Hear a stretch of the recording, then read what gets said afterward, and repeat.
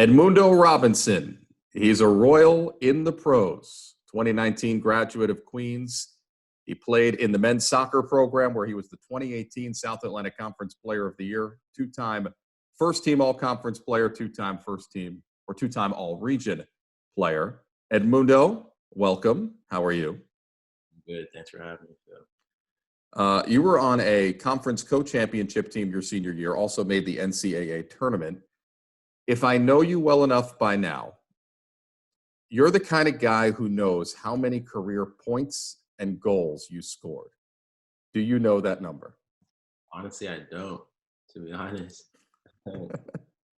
You don't remember during your senior season, not too far in the past, it was a pretty big deal when you cracked the top 10 in Queens history. In my senior season, I had maybe 8 goals and 7 assists or something like that. I know it's pretty even my senior season. You did also have a 13-goal season at one point, if I remember correctly. Yeah. Yeah.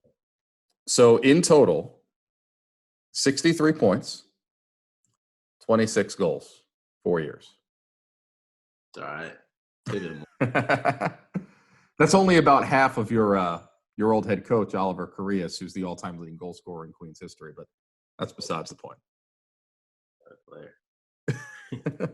So you're tied for 6th all-time in Queens history in goals scored, again at 26, 7th all-time in career points scored at 63. So really a remarkable career that'll go down in the Queens record books. But you've had the opportunity to play professionally already here in America, and I don't know that the timing of this pandemic was so great for you because you had just signed to go play in Europe in Finland. So let's talk about your rookie season as a professional playing here in America with the Greenville Triumph down in South Carolina. That's in the United States Soccer League. They're the second tier of competition behind Major League Soccer. How did you get involved as a Division II player with the Greenville Triumph? One of the assistant coaches there, Rick Wright, he was also the coach at Anderson. So he saw me play firsthand, face to face, and he contacted me and asked me to come out to their preseason with them. So I went out with them in preseason. We went to Bradenton, Florida, to IMG Academy, did preseason with them, came back, did a little bit more preseason with them when they were back in Greenville. And then fortunately, the head coach there, John Harks, he just gave me an opportunity. Is it uncommon for a D2 guy to get a professional opportunity here in America? I know it happens, but I think the chances are lower, but I think as we can see in all sports, even with God, if you work in, it's gonna happen. You can't hide that. So honestly, no, I don't think it's uncommon. I think D1 just maybe gets more recognition, but I think it's not uncommon. Yeah. In your eyes, the talent level of the USL, I mean, you came out as a rookie, played pretty well in a reserve role, 12 appearances, nearly 300 minutes. You scored a goal. That was just as a rookie season, again, coming from Division II competition to professional competition.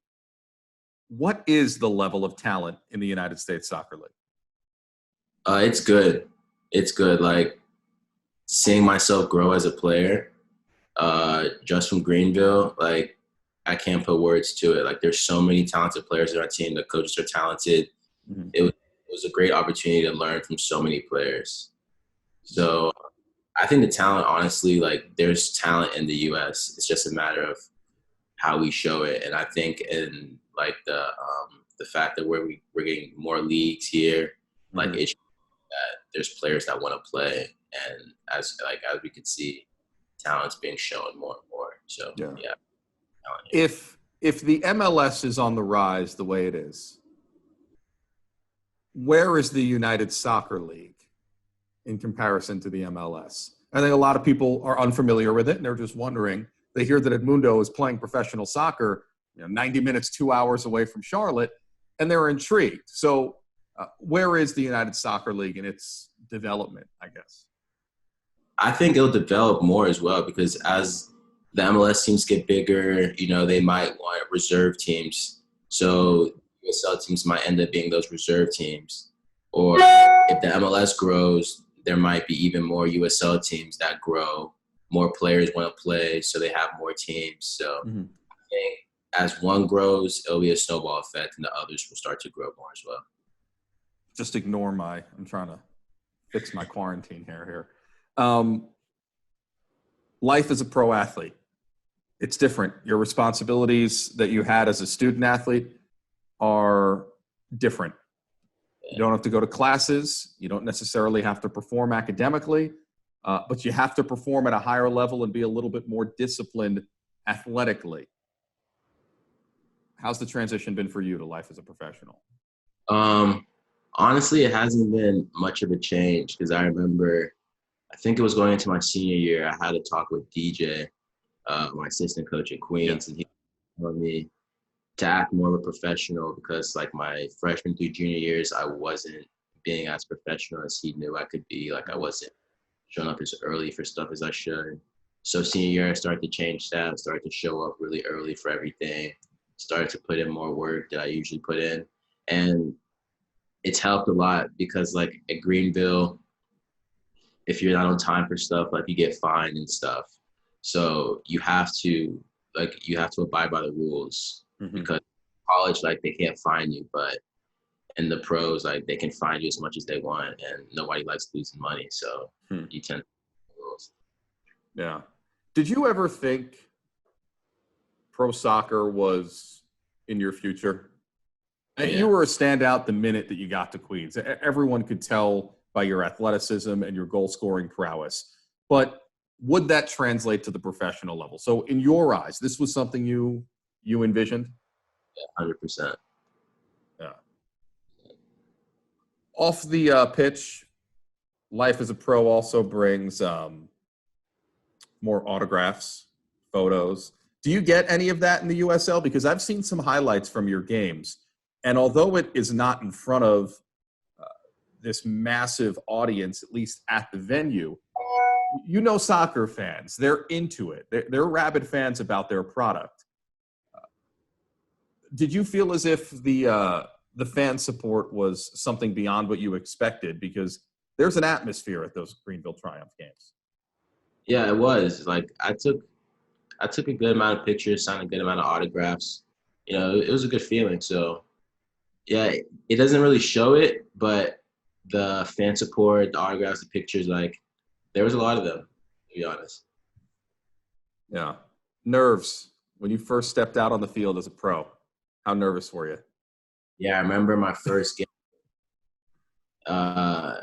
We had like 4,000 fans, and I was starting. I didn't think I was going to start that game because I had just been signed for other great players in the team. But I started. So really, I didn't have much time to get nervous. But at the same time, I remember like going through warm-ups and like seeing all the fans and stuff. I was kind of a little shaky with like my touches and stuff because I just had like so many butterflies. But then like once the game started, honestly, like, and I touched the ball, like the nerves all went away. Yeah, it was a great goal. Your goal, it was on a penalty kick. Yeah.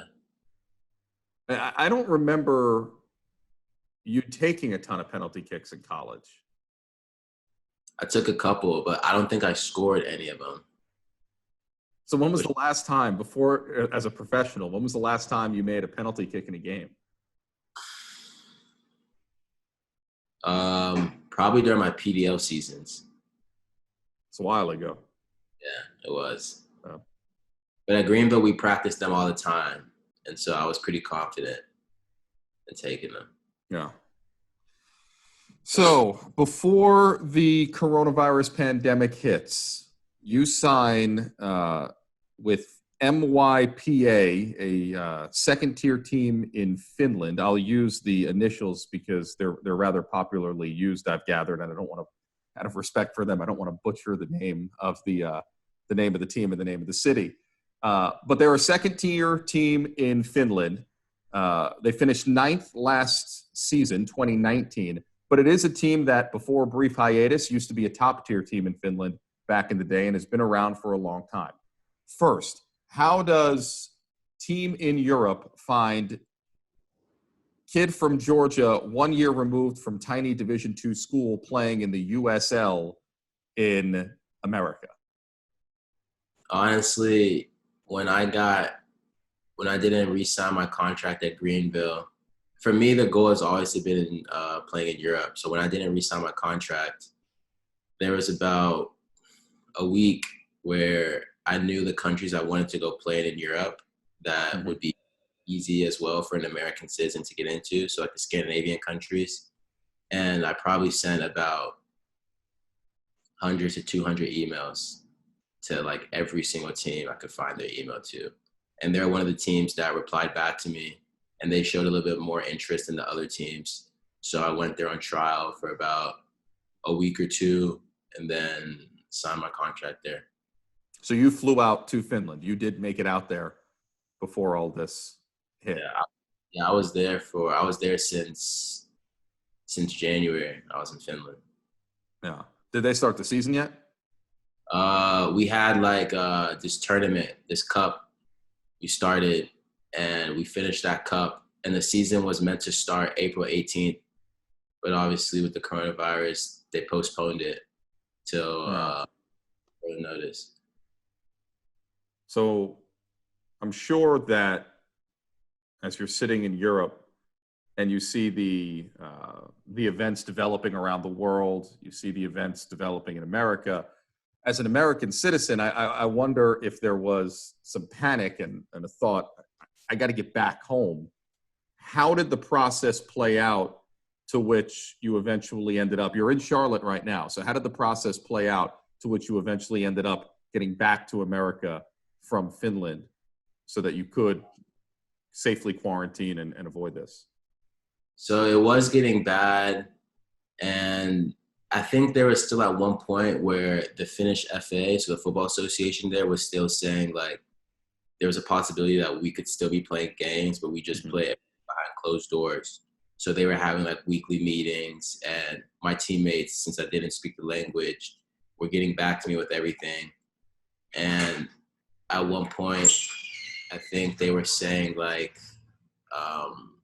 we weren't gonna be able to start until May 13th, and that was April. So that's when I was like, I'm probably just gonna go home for like a month and then come back. Like now that May 13th turned to August 1st. So I'm just here now until I get the go ahead to go back.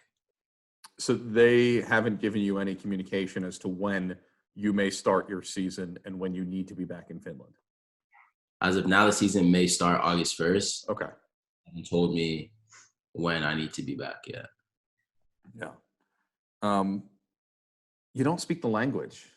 No, not a chance. I can't imagine that.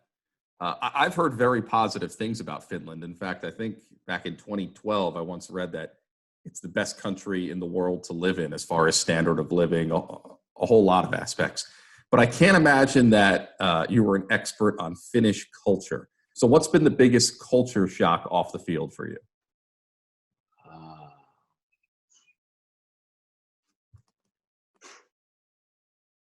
I think it's just more, people are just more like out there. And that might just be a European thing, but every time I go outside, like there's just so many people like outside. Like people walk everywhere. Yeah. Like kids are always outside at the pitches. Like it's just, I guess I would say it's just more friendly than America, to be honest. I'm not going to lie. I've actually kind of gathered something a little bit similar in my ventures to Europe. It's very communal. That makes sense. That's interesting. So what's the ultimate goal? You said you wanted to play in Europe. There are layers to playing in Europe. There's second tier, top tier. Finland is very different than playing in the Premier League in England. What's the ultimate goal? Could you see yourself pursuing professional soccer deeper and deeper, that you make a top tier league in any European country? With that in itself is impressive. That maybe you try and come back to America and make a run at the MLS next time. Where's your head at? My head is to, if you talk to any of my friends, they tell you like my goal is to stay in Europe and make a top tier team and try to stay there for a couple years. Mm-hmm. That's always been my goal. Premier League, that's definitely my goal. If I could play in the Premier League, like that's what I'm working towards. You know, it may happen, it may not happen, but that's my ultimate goal, is playing the Prem. Yeah. And what kind of feedback have you received from folks over there? I've heard stories before that Europeans, Americans, South Americans, they play the game very differently. So what type of feedback have you received from your coaches and executives for your professional team in Finland? And what do they see potentially as an outlook for you? They see that I have like all the raw talent and everything, but there's just some aspects that I need to develop, like the tactical aspect, the technical aspects, because in Europe, Mm-hmm. football is just different. Like that's just where like It's football. It's not soccer. It's football. I just think that's where the best football is played, and you just have to be at your peak all the time. Nothing against America or like South America, other countries, but in Europe, you got to be cream of the crop to survive there. So I need to get my game to where I'm at the cream of the crop, and if I do that, which I think I do, which I think I will, I don't see a problem with me playing. And Well, the beauty of social distancing, a sport like soccer, you can keep a ball on your feet working on your skills during this quarantine period. So, how are you staying sharp and working out and developing your skills every day? I train with my friend, one of my best friends, Kieran, every day. Okay. And he has a lot of he knows a lot about the game as well. So he's been helping me a lot. And yeah, we just train every day. He pushes me as much as he can, and I push myself as much as I can as well. So yeah, that's what we basically do. Hmm. So you're from Stone Mountain, Georgia. You've seen how Atlanta United has taken off in the MLS. Charlotte was awarded a team. Yeah. You've obviously spent the last few years of your life in Charlotte or the greater Charlotte area. What do you think about Charlotte getting an MLS team? I think that's awesome. Yeah. I wish it was around when I was still in college, because maybe coaches would have heard my name or something. But I think that's awesome. It's a great city, and I think bringing a football team here it's gonna make it even better. Yeah. Well, Edmundo, we wish you the best of luck. It's not easy venturing to Europe to try and play soccer and pursue a professional career in soccer. So I know it's a tough task. I know you're working hard, and we wish you the best of luck. Thanks for taking a few minutes. Thank you.